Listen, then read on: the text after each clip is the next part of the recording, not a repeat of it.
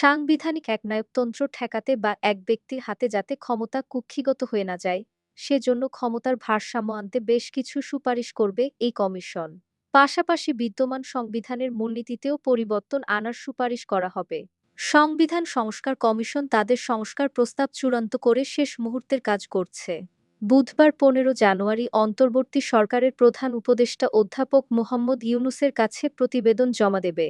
সংবিধান সংস্কার কমিশন ছাড়াও নির্বাচন ব্যবস্থা, দুর্নীতি দমন ও পুলিশ সংস্কার কমিশনও প্রতিবেদন জমা দেবে বুধবার।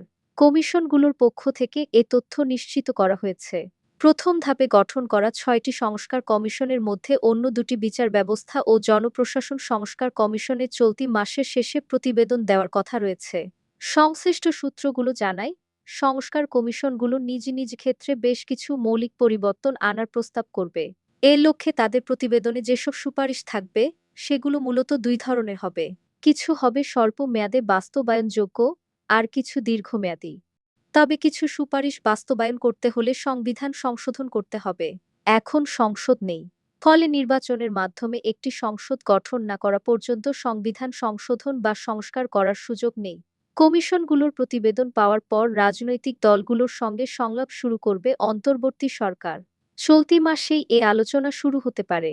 সংস্কার প্রস্তাব এবং এগুলোর বাস্তবায়ন নিয়ে ঐকমত্য হলে সংলাপ থেকে একটি রূপরেখা আসতে পারে বলে মনে করছেন সংশ্লিষ্ট ব্যক্তিরা। এখন জানি দ্বিকক্ষ সংসদ যেমন হবে। স্বাধীনতার পর থেকেই দেশের পার্লামেন্ট তথা জাতীয় সংসদ এক কক্ষে। বিদ্যমান সংবিধান অনুযায়ী সংসদে মোট আসন ৩৫০টি। 50টি আসন নারীদের জন্য সংরক্ষিত। সাধারণ নির্বাচনে পাওয়া আসনের অনুপাতে নারী আসনগুলো বণ্টন করা হয়। সংস্কার কমিশনের খসড়া প্রস্তাবে বলা হয়েছে, নিম্নকক্ষে 400টি আসনে নির্বাচন হবে বিদ্যমান পদ্ধতিতে, আর উচ্চকক্ষে মোট 105 আসনের 5টি থাকবে রাষ্ট্রপতির হাতে।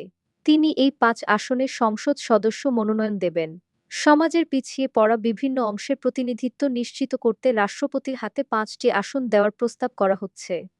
উচ্চকক্ষের বাকি 100টি আসনে নির্বাচন হবে আনুপাতিক প্রতিনিধিত্ব পদ্ধতিতে।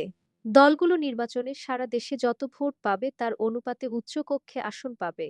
দলগুলো উচ্চকক্ষে প্রার্থী মনোনয়নের ক্ষেত্রে যাতে বিভিন্ন অংশের প্রতিনিধিত্ব রাখে, সেটাও উল্লেখ থাকবে। বিএনপি সহ বেশ কিছু রাজনৈতিক দল দীর্ঘদিন থেকে দ্বিকক্ষ বিশিষ্ট সংসদের কথা বলে আসছে।